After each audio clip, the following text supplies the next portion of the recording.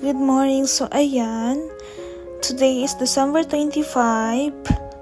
At ang aga naming nagising dahil may pupuntahan kami. Ayan, si Biel, tinuturo yung mga tulog pa. Ang aga din niyang nagising. Tulog pa sila kasi puyat pa kagabi ang mga yan. Late sila natulog sa amin. So, ang aga namin natulog. 9 PM matutulog na kami. Ayan, inaabot sa akin yung sleeper kasi gusto niya ulit maglaro sa labas. Kaya, ayan, pinagbigyan ko siya. Nakikurious siya dun sa pinag-ihaw-ihawan kagabi. Ang dami niyang tanong na hindi ko maintindihan. Pero naiintindihan ko naman yung iba. Ayan, curious sa mga, aso daw, dog daw.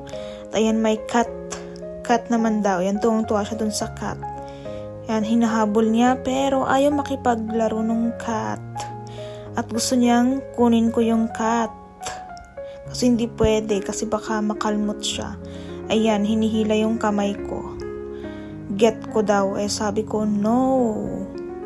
Ayan, nahirap nga akong mag-English dyan eh. So, ayan. Binantayan ko yung kanin na niluluto. Nababaunin namin mamaya kasi madami kaming pupunta. Ipapahilot ko tong paa ko kasi last time nung umuwi ako last October, nung pinahilot ko siya, naibsan yung pain. Sabi nga ng ortho doctor ko ay opera na daw, kaso ayoko. Diba? Very ironic. Nurse ako pero ayokong ipa-opera. Sa ngayon, in the future siguro, I'll consider it. Pero sana naman, okay pa naman yung paa ko. Kaso masakit lang siya kapag yung liliyad ako. Na-injure siya sa trabaho siguro, at dahil din meron kasi akong bunion syndrome. Kumbaga parang napupush nung bunion ko yung paa ko, kaya yun. Na-injure yung pangalawa kong finger sa paa sa may right side ko.